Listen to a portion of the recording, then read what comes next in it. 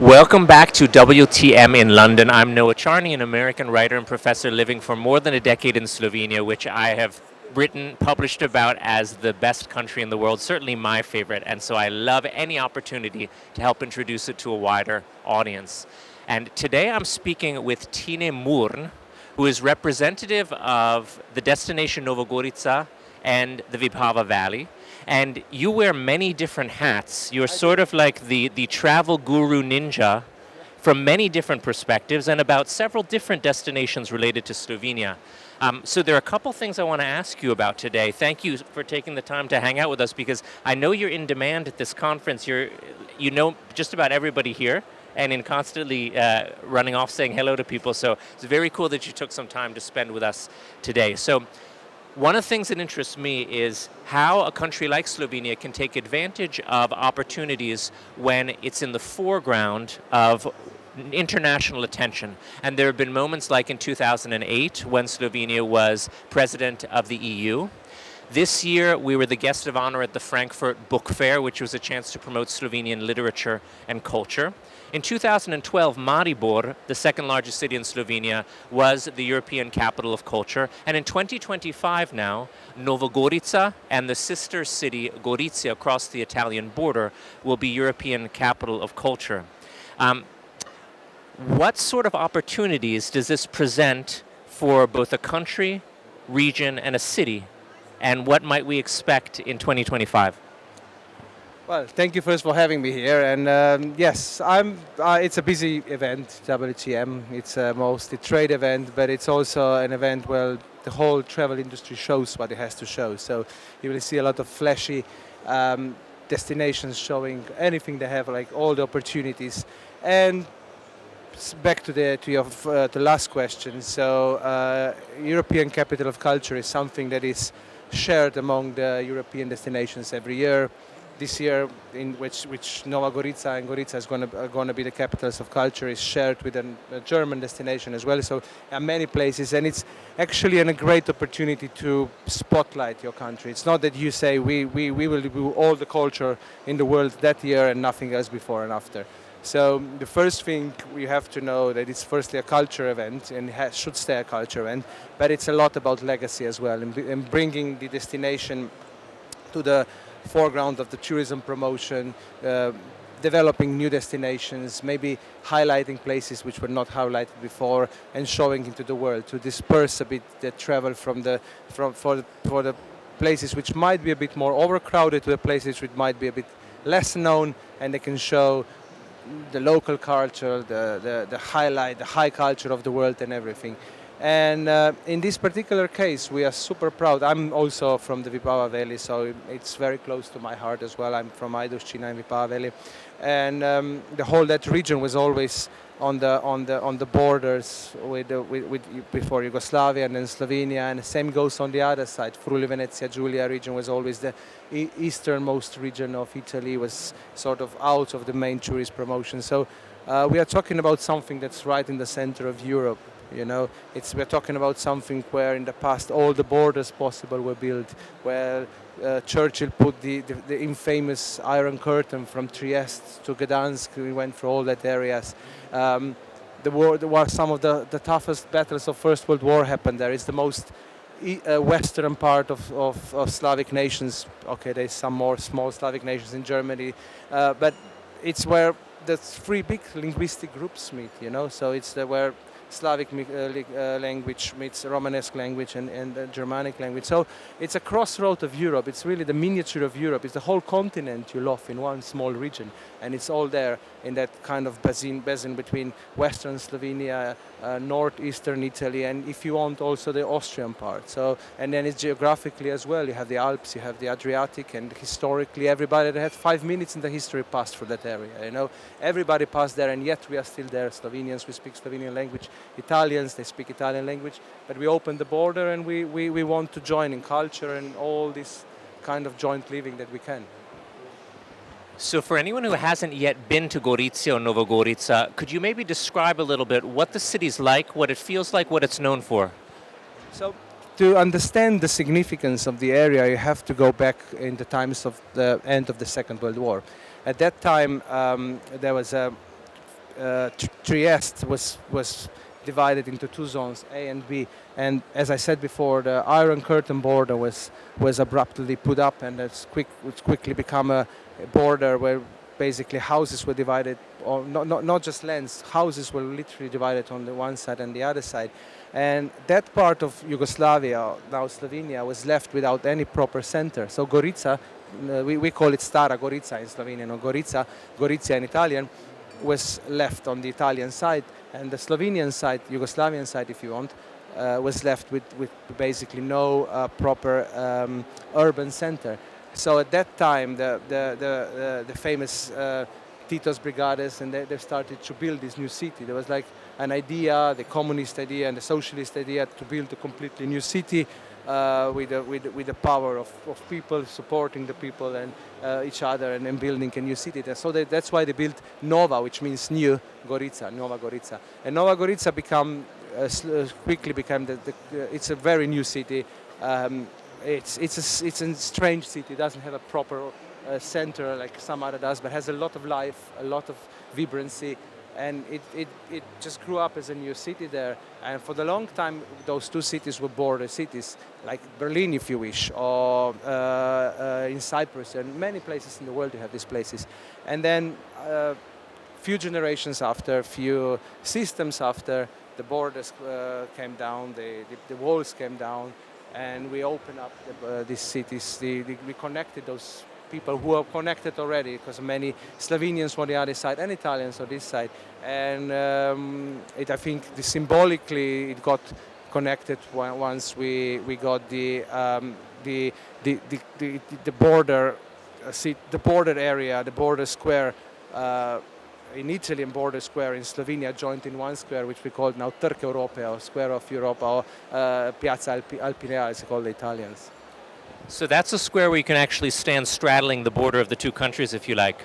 This was an area I spent some time in because I wound up writing a book about Rebula, which is an indigenous wine from this region, and realized that the border is really this artificial, invisible thing that you can these days just walk across, but it's all one terroir when it comes to wine. And the people who live there don't really have a sense of the division. And that's one of the beautiful things about a cross-border area that I think is really unique about this. I think it's the first European capital of culture that is literally a cross-border one. Is that right? Well, first I might say that every single border is artificial, in my opinion. Yeah. So everything is built by some artificial ideas or purposes. But yeah, back to your main question. Yes, this is in fact the first cross-border cooperation between two cities, two countries that joined in one capital of culture. And the beauty of this is that it brings a lot of symbolics and significant stuff, especially in the times we are living in, when there is a present idea across the world that some might think that more borders and walls should be built, when we believe that they should be breached and forgotten. So what's your hope from the perspective of someone who is assisting tourism for the legacy that would follow after the attention that will come as European Capital of Culture for Nova Gorica, looking several years or maybe even decades down the road? Thank you for the question, really good question. So I worked with a couple of Capital of Culture in my professional capacity. So I was involved in when Slovenia had the first Capital of Culture in Maribor, and I was involved in a couple of others in ex-Yugoslavian region. I studied the cases of places like Cork in Ireland and Liverpool, which is probably the most successful Capital of Culture in the history of the Capital of Cultures. I believe the most important thing from the perspective of tourism is perspective of also a responsibility towards the local people and the visitors to the area, is the legacy. So you have to know, when you build a Capital of Culture, you should aim towards three areas. One area is what you're going to bring back for the local people. Second area is what is going to be your culture program, so the main kind of core, the culture aspect. And then is the tourist parts, how you're going to promote your region, how you're going to take your 5 minutes of fame, if you wish. I mean, let's be frank, probably nobody from London will travel to Nova Gorica just to watch an art show or just to see a Patti Smith concert, which I saw was already there, was amazing. But they might come because they see how beauty the area is, or maybe what's the cultural legacy that will stay there for in years to come. So my message would be, in terms of tourism promotion, is work on legacy. We should really develop something new. Either this is a new offer to the region, a new culture hall, a new festival that will be there, or just new programs which will involve something spectacular and new, and take the advantage of this cross-border cooperation, and by this aspect invite people to come back to Slovenia and Italy and enjoy the region, which I believe is one of the most spectacular regions in Europe. So in some ways, this is really a starting point rather than the conclusion. This capital of culture, the 2025 is a point of departure rather than the concluding step of a journey. Whoever sees it this way is a winner, yes. It should never be just one-off. It should never be the end point. It should be the start point of like something new. Maybe rising the popularity, not the popularity in the sense of over tourism, but the popularity of actually expressing what we can express in that region and bring into the stage of either cultural traveler or just adventurous traveler, or just highlighting what's beautiful about that region. You know, as you know, and you've studied Slovenia and been there a lot, there's plethora of amazing restaurants. There are Michelin star restaurants we have. It's the most Tuscan-esque part of Europe. It's the rolling hill. It's the beauty of the ancient hilltop towns, perfect for adventurous stuff. It's close by to the world famous places like Venice or Ljubljana. You have international airports nearby. So it's really connected, and yet you feel so unique there on your own. And it's I think this is the selling point that we can offer in that part of Slovenia and Italy.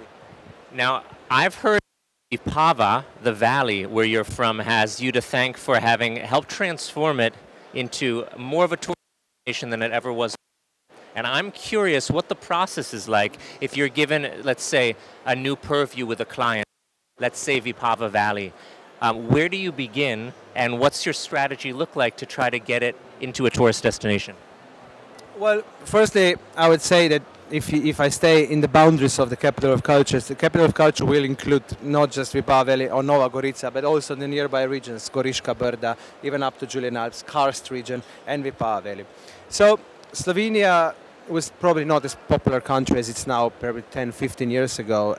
Slovenia became now, and I travel around the world a lot, travel in your country and states, and everybody sees Slovenia as the point, the top mark for the sustainability, for responsible travel, for the experiential tourism, for the quality development from the brand.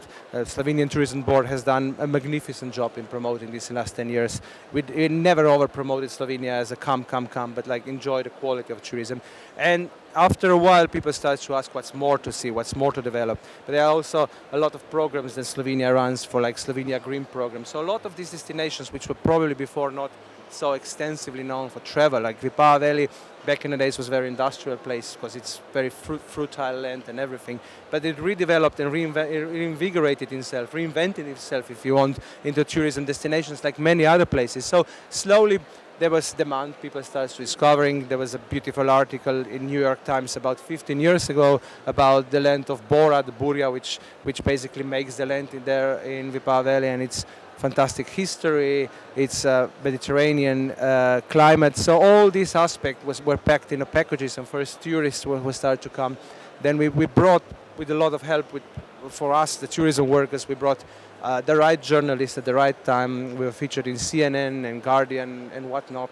And slowly it kind of gained the popularity, but not in the way that the masses would come. It's just, it became part of the tourist map for Slovenia, and in the right time, I believe, because it is in the last 5 or 10 years, Slovenia really started to progress in this, developing the quality 5-star experience to experiential tourism. Is it easier to promote a single thing that's going to be the go-to iconic either experience, food, wine, object that you visit, rather than something that's more amorphous and just come here because we do lots of things well? Or what's your I'm interested in the strategy behind this. Well, I used to work for Slovenian Tourism Board for 6 years, and back in the days we were promoting Slovenia like a bit of everything. You know, it's 4 seasons, it's this, it's that, it's the whole Europe in small country. I always said that you go in a bookshop and there is a Lonely Planet on Slovenia. You can put it in a Western Europe, Eastern Europe, Southern Europe. So it's a pocket country. You can basically puzzle it everywhere you want. So in a way, that we always present it as an adventure, as an advantage. But then you start to see that maybe it's then they don't know how to kind of packet it. It's great for like country collectors or the people who do a bit of everything. And in a way, it's more difficult to promote when you have everything you can offer throughout the seasons. It's of course it's offer you whatever you want. You can go in any travel show and never pack it and say, oh yes, we have skiing, we have horses, we have this, we have wine, we have events, we have caves, we have everything. So in a way it's easier. On the other hand, it's in a very hardcore travel aspect. When they build package, it might be more difficult.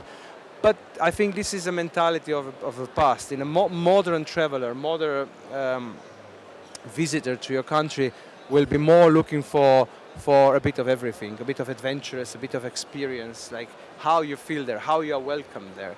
You know, what this country gives you back and what you can give to this country. And in this aspect, Slovenia is very easy to promote because almost everybody loves Slovenia because it's so easy to kind of package it and offer it to everything. Can we talk about wine? I'm very excited about this. This is so. Vipava Valley and Goriška Brda are two different terroirs, but both of them are rated extremely highly by the world's wine experts. Can you tell me a little bit about what the differences are? And also, what are some indigenous grapes that people should try? Because I love trying things that are hyper-local. And I like a Cabernet Sauvignon as much as the next guy, but I would rather try something that is exactly from point X. So about the two terroirs, and then what should we maybe taste that's indigenous? Excellent question, and I know you are from the States, and I've been there in New York in summer, and I stayed with some friends, and I went to a local wine shop in Brooklyn, in Cobble Hill, and guess what? They had a wine from Vipava Valley, and again I was in Ann Arbor in Michigan 2 weeks ago, and I was in a restaurant, and guess what? They had a wine from Goriška Brda in a restaurant. So we do produce a small quantity of wine, but there is a lot of quality in the Slovenian wine. As you pointed out, there are a couple of regions of wine regions, as you know, in Slovenia, like Štajerska and Primorska, and then Istra, that part of Primorska region.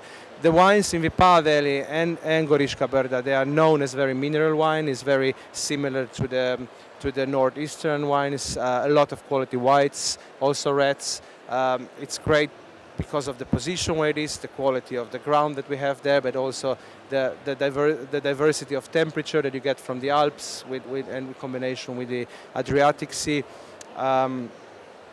Both regions, wine regions of Vipava Valley and Goriška Brda / Collio on Italian side, are very known, becoming very known in the wine circles of London, and London Wine Fair was present. And today here we are drinking a couple of wines from there. And you are right, we do have a couple of varieties that's typical only for our area. For example, Vipava Valley, you know Zelen is the most famous one, green Zelen. It's a variety that I'm having now later on. And Klarnica is another one which was almost completely extinct, and now they're trying to bring it back. Pinela is another one for Vipava Valley. And I know you wrote a lot about the Goriška Brda wines, so you know all about Rebulas, and we imported Barbera as a red wine from the Italian side, which is also very, very present. So yes, there is a lot of kind of local varieties that we are proud of, and then we make cuvées which are really good. So I believe that the capital of culture, which is going to be placed in such a hotspot for the wine lovers, will include a lot of viniculture as well. So the culture of drinking quality wines in Vipava Valley and Goriška Brda.